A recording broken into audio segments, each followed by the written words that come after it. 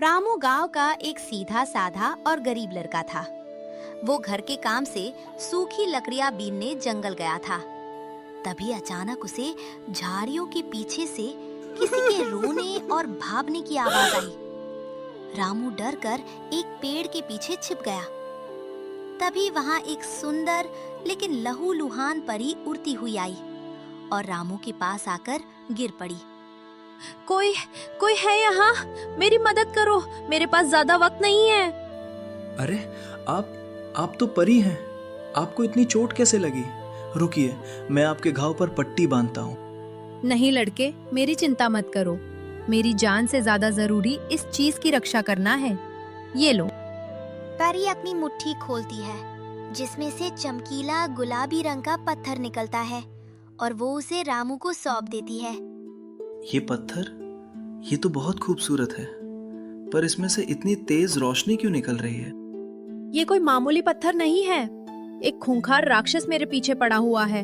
वो इसे मुझसे छीनना चाहता है। इस पूरी दुनिया में ऐसे सिर्फ 3 जादुई पत्थर हैं। बाकी के 2 पत्थरों की रक्षा मेरी 2 सहेलियां कर रही थीं। पर मुझे डर है कि उस दुष्ट ने उन्हें ढूंढ लिया होगा।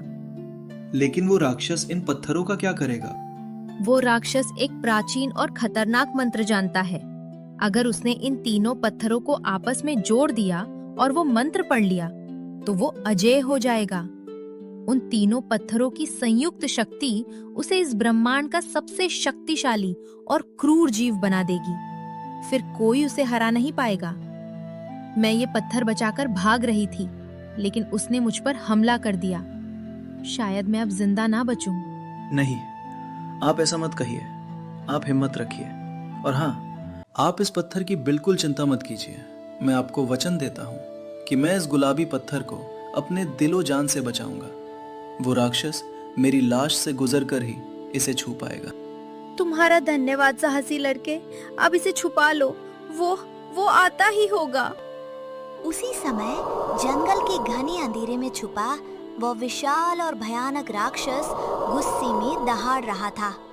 उसके हाथों में 2 पत्थर, नीला और पीला, पहले से ही चमक रहे थे। वो तीसरे गुलाबी पत्थर के लिए तड़प रहा था।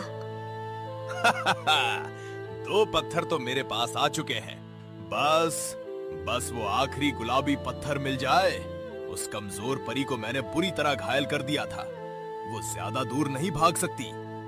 जैसे ही मुझे वो तीसरा पत्थर मिलेगा, मैं तीनों को एक साथ जोड़कर महामंत्र पढ़ दूंगा।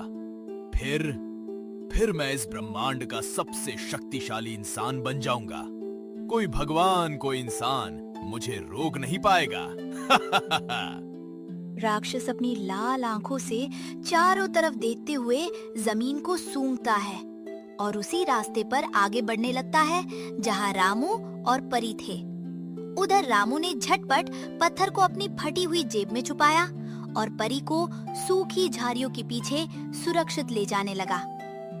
खतरा अब रामू के बिल्कुल करीब था।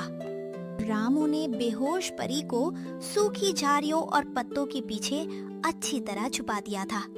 उसकी जेब में रखा गुलाबी पत्थर रह रहकर चमक रहा था। तभी अचानक पूरे जंगल में सन्नाटा छा गया। पक्षी डरकर उड़ने लगे और जमीन कांपने लगी। राक्षस के भारी कदमों की आवाज नजदीक आ रही थी। हे भगवान, धरती कांप रही है। इसका मतलब वो भयानक राक्षस यहीं आ रहा है। अगर उसने परी को देख लिया या पत्थर की चमक पकड़ ली तो सब खत्म हो जाएगा। मुझे शांत रहना होगा। डरने से काम नहीं चलेगा। यहाँ किसी इंसान की गंध आ रही है और उस कमजोर परी के खून की महक भी यहीं तक आती है। कहाँ छुपी है वो? और मेरा गुलाबी पत्थर कहाँ है? सामने आ जाओ, वरना इस पूरे जंगल को मटिया मेट कर दूंगा। ऐ छोटे कीड़े, रुक वहीं। तू इस घने जंगल में क्या कर रहा है? क्या तूने यहाँ किसी उड़ने वाली घायल लड़की को देखा है? सच बोल, वरना एक ही कॉल में चबा जाऊंगा। अरे बाप रे, आप कौन है महाशय? इतने बड़े और डरावने लड़की? नहीं, मैंने तो यहाँ किसी लड़की को नहीं देखा। मैं तो सुबह से बस सूखी लकड़ियां ढूंढ रहा हूँ। हाँ, वो कुछ देर पहले एक बहुत बड़ा चील जैसा पक्षी उस तरफ उत्तर दिशा की ओर उड़कर गया था। वो बहुत तेजी से चिल्ला रहा था। सच्ची? तू मुझसे झूठ तो नहीं बोल रहा? अगर तूने झूठ बोला तो मैं तेरी आत्मा को भी नहीं छोड़ूंगा। वैसे तेरी जेब से ये अजीब सी रोशनी कैसी आ रही है? दिखा मुझे। राक्षस की नजर रामू की फटी जेब पर पड़ती है, जहाँ से गुलाबी पत्थर की थोड़ी सी चमक बाहर आ रही थी। रामू का दिल हलक में आ गया, लेकिन उसने तुरंत अपना दिमाग चलाया। अरे मालिक, ये तो बस एक जादुई कीड़ा है जिसे हम गांव के बच्चे जुगनू कहते हैं। इसे रात में उजाले के लिए पकड़ कर रखा है। देखिए, ये तो बस मामूली कीड़ा है। तेरे की, इन इंसानों के पास फिजूल की चीजों के अलावा कुछ नहीं होता। मेरा वक्त बर्बाद मत कर। उत्तर दिशा कहा ना तूने? गुलाबी पत्थर, मैं आ रहा हूँ। ब्रह्मांड का सबसे शक्तिशाली सम्राट बनने का मेरा सपना बस कुछ ही दूरी पर है। राक्षस की भयानक हंसी पूरे जंगल में गूंजती है और वो उत्तर दिशा की ओर दौड़ जाता है। रामू राहत की गहरी सांस लेता है और उसके माथे से पसीना टपक पड़ता है।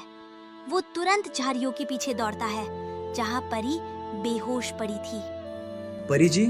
परी जी आंखें खोलिए।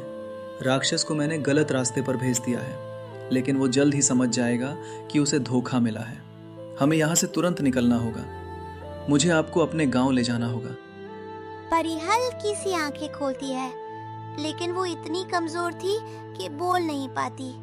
बस सिर हिलाकर रामू का आभार मानती है।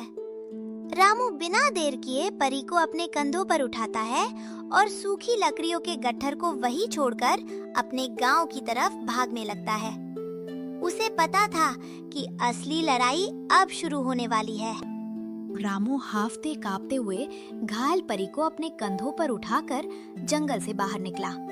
वो छुपते छुपाते गांव के किनारे बने अपने छोटे से मिट्टी के घर में पहुंच गया।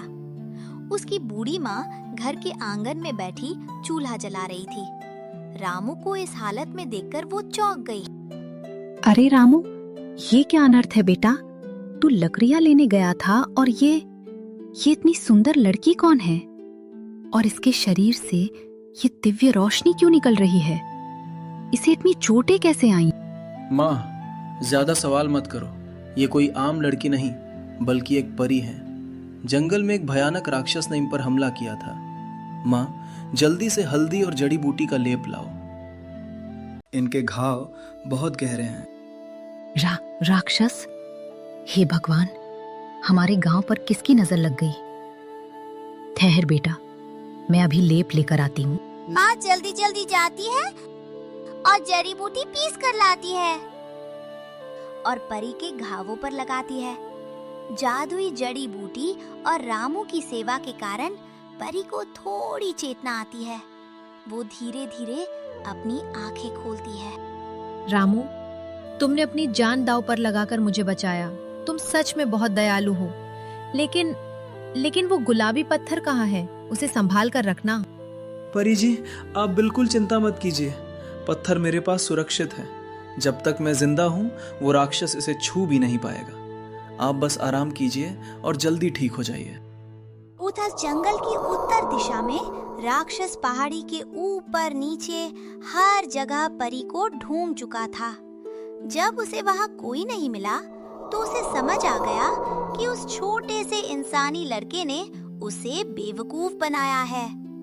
गुस्से के मारे राक्षस की आंखें खून की तरह लाल हो गईं। उस मामूली इंसान के बच्चे की इतनी हिम्मत! उसने मुझसे झूठ बोला। वो चमकीला कीड़ा कोई जुगनू नहीं था, बल्कि वो मेरा गुलाबी पत्थर ही था। उसने मुझे धोखा दिया। राक्षस का गुस्सा 7वें आसमान पर था।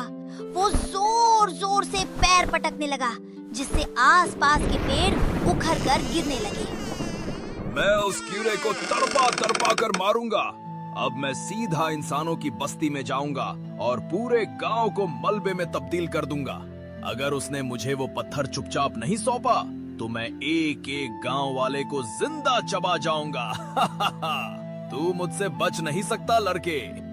राक्षस बड़ी बड़ी छलांगे लगाता हुआ वापस रामू के गांव की दिशा में दौड़ने लगा।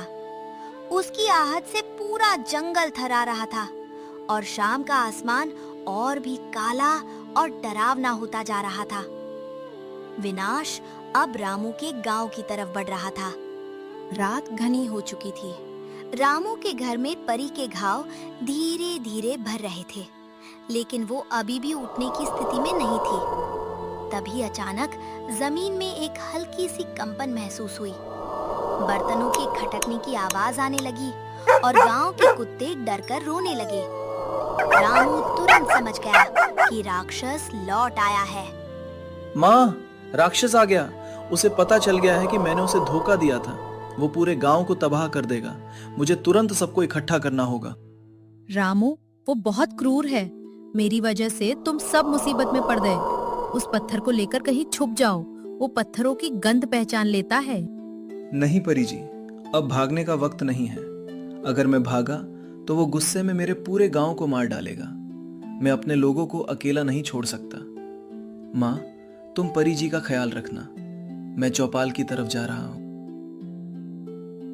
रामू भागता हुआ गांव के बीचों बीच बने चौपाल पर पहुंचा, जहां गांव के मुखिया और कुछ लोग अलाव जलाकर बैठे बातें कर रहे थे। रामू को हाफते हुए देखकर सब हैरान रह गए। अरे रामू, क्या हुआ बेटा? ऐसे भूत की तरह क्यों भाग रहा है? और तेरी सांसें इतनी क्यों फूल रही हैं? मुखिया जी, अनर्थ होने वाला है। एक बहुत बड़ा और भयानक राक्षस हमारे गांव की तरफ बढ़ रहा है। वो कोई मामूली राक्षस नहीं है। वो ब्रह्मांड का सबसे शक्तिशाली जीव बनना चाहता है और वो हमारे गांव को उजाड़ देगा। देखो तो जरा, रामू लकड़ियां बीनते बीनते पागल हो गया है। भला आज के जमाने में राक्षस कहाँ होते हैं? कोई डरावना सपना देखा होगा तूने। जा जाकर सो जा। ये कोई मजाक नहीं है सोमू, वो सच में आ रहा है। सुनो, सुनो उस भयानक आवाज को। हे भगवान, ये कैसी भयानक आवाज है रामू? तू सच कह रहा था। अब हम क्या करेंगे? हम उस दैत्य से कैसे लड़ेंगे? डरिए मत मुखिया जी। अगर हम डर गए तो वो हमें कुचल देगा। हमें एकजुट होना होगा। हमारे पास कुल्हाड़ी, भाले और मशाले हैं। हमें अपनी धरती और अपने परिवार की रक्षा के लिए लड़ना होगा। राक्षस ने जैसे ही गांव में अपना पहला कदम रखा, वहां अफरा तफरी मच गई। लोग अपने बच्चों को लेकर घरों की तरफ भागने लगे। कापो इंसानों, कापो। तुम्हारी मौत आ चुकी है। कहाँ है वो लकड़हारा लड़का रामू? और कहाँ छुपाया है उसने मेरा गुलाबी पत्थर? अगर 5 मिनट के भीतर वो पत्थर मुझे नहीं मिला तो मैं तुम्हारे इस पूरे गांव को शमशान बना दूंगा। रामू, बेटा रामू, अब क्या होगा? ये तो साक्षात काल खड़ा है। हमें बचाओ भगवान। रुक जाओ दुष्ट, चिल्लाना बंद करो।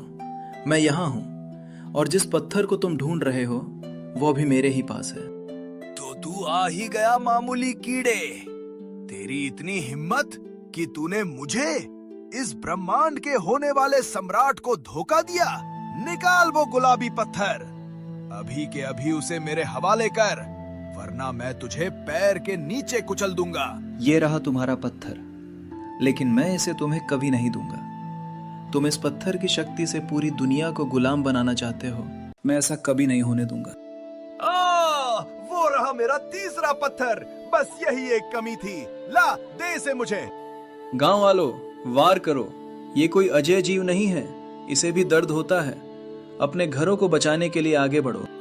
रामू भाई, हम तुम्हारे साथ हैं। इस राक्षस को हम अपने गांव की धरती पर पैर नहीं रखने देंगे। मारो भाइयों। गांव के साहसी युवक हाथों में लाठियां, कुल्हाड़ियां और जलती हुई मशाले लेकर राक्षस पर टूट पड़े। चारों तरफ चीख पुकार मच गई। सोमू और रामू ने आगे बढ़कर राक्षस के पैरों पर वार करना शुरू किया। ले दुष्ट, हमारे गांव में तबाही मचाने की कीमत चुका। भाइयों, इसके पैरों पर वार करो, इसे नीचे गिराओ। तुम नीच इंसानों की इतनी हिम्मत! तुम चींटियां मिलकर एक हाथी को गिराने की सोच रही हो? मैं तुम्हें भस्म कर दूंगा। राक्षस ने गुस्से में आकर अपने विशाल पैर से जमीन पर जोरदार लात मारी। जमीन में ऐसा झटका लगा कि सोमू और 3-4 अन्य युवक दूर जाकर गिरे। तभी राक्षस ने हवा में हाथ घुमाया और उसके हाथ से एक जहरीला धुआं निकला। अरे, ये कैसा जादुई धुआं है? मुझे कुछ दिखाई नहीं दे रहा। रामू, बेटा संभल कर, वह राक्षस कोई माया जाल रच रहा है। भाइयों, पीछे मत हटना। अपनी आंखें और मुंह कपड़े से ढक लो। वो अपने 2 पत्थरों की शक्ति का इस्तेमाल कर रहा है। हमें घबराना नहीं है। बेवकूफ इंसानों, मेरे पास 2 जादुई पत्थरों की शक्ति पहले से है। तुम मेरी इस मायावी शक्ति का सामना नहीं कर सकते। अब देखो मेरा असली रूप। अब तेरा क्या होगा रामू? तेरे सारे रक्षक जमीन पर पड़े दर्द से तड़प रहे हैं। अब चुपचाप वो गुलाबी पत्थर मुझे सौंप दे, वरना तेरी मौत बहुत दर्दनाक होगी। रामू ने डर के मारे अपनी आंखें बंद कर ली थी, लेकिन जैसे ही राक्षस की उंगलियां रामू के कुर्ते को छूने वाली थी, आसमान से अचानक सफेद और सुनहरी जादुई रोशनी की एक तेज बौछार हुई। वो रोशनी सीधे राक्षस के हाथ पर आकर लगी।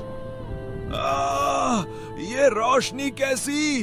मेरे हाथ जल रहे हैं। कौन है ये? रुक जाओ दुष्ट, तुम एक मासूम इंसान और इस पवित्र गांव पर अत्याचार नहीं कर सकते। तुम्हारी लड़ाई मुझसे थी, इनसे नहीं। रामू ने आंखें खोली तो देखा कि परी उसके सामने ढाल बनकर खड़ी थी। जड़ी बूटियों के असर से परी के घाव थोड़े ठीक हो गए थे और वो अपनी बची कुची जादुई शक्ति के साथ लड़ने आ गई थी। परी जी, आप यहाँ क्यों आई? आप अभी पूरी तरह ठीक नहीं हुई हैं। आपकी जान को खतरा है। रामू, तुमने मेरे लिए और इस पत्थर के लिए अपनी और पूरे गांव की जान दांव पर लगा दी। मैं तुम्हें मरते हुए नहीं देख सकती थी। तुम तुरंत पीछे हटो। तो घायल परी खुद मौत के मुंह में चलकर आ गई। तू बहुत कमजोर हो चुकी है परी। तेरी ये टूटी फूटी जादुई शक्तियाँ मेरा कुछ नहीं बिगाड़ सकती। राक्षस ने अपनी पूरी ताकत से परी पर हमला कर दिया। परी ने अपनी जादुई छड़ी से एक सुरक्षा कवच बनाया। दोनों के बीच जादुई शक्तियों का घमासान मुकाबला शुरू हो गया। लेकिन जैसा कि राक्षस ने कहा था, परी बहुत कमजोर थी। कुछ ही पलों में राक्षस के एक भारी जादुई वार ने परी के सुरक्षा कवच को तोड़ दिया और परी दूर जा गिरी। परी के गिरते ही रामू की जेब से वो गुलाबी पत्थर छिटक कर दूर जमीन पर जा गिरा। पत्थर कपड़े से बाहर निकल आया और रात के अंधेरे में जगमगाने लगा। राक्षस की नजर तुरंत उस पर पड़ी। मिल गया। आखिरकार मेरा गुलाबी पत्थर मुझे मिल गया। अब मुझे कोई नहीं रोक सकता। राक्षस ने बिना देर किए नीले और पीले पत्थर निकाले और तीनों पत्थरों को एक साथ जोड़ दिया। जैसे ही तीनों जादुई पत्थर आपस में मिले, पूरे ब्रह्मांड में एक भयंकर गड़गड़ाहट हुई और राक्षस एक प्राचीन गुप्त मंत्र बुदबुदाने लगा।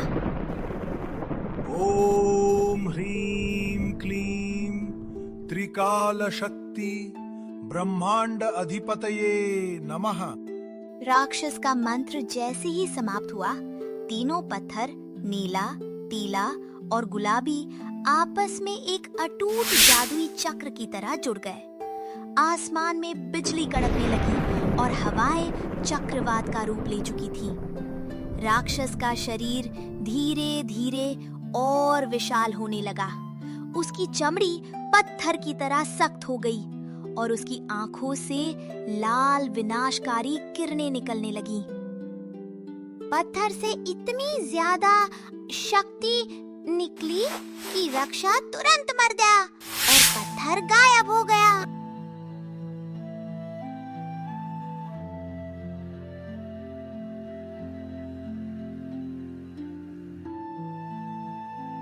राक्षस ने अपनी नई शक्ति का प्रदर्शन करने के लिए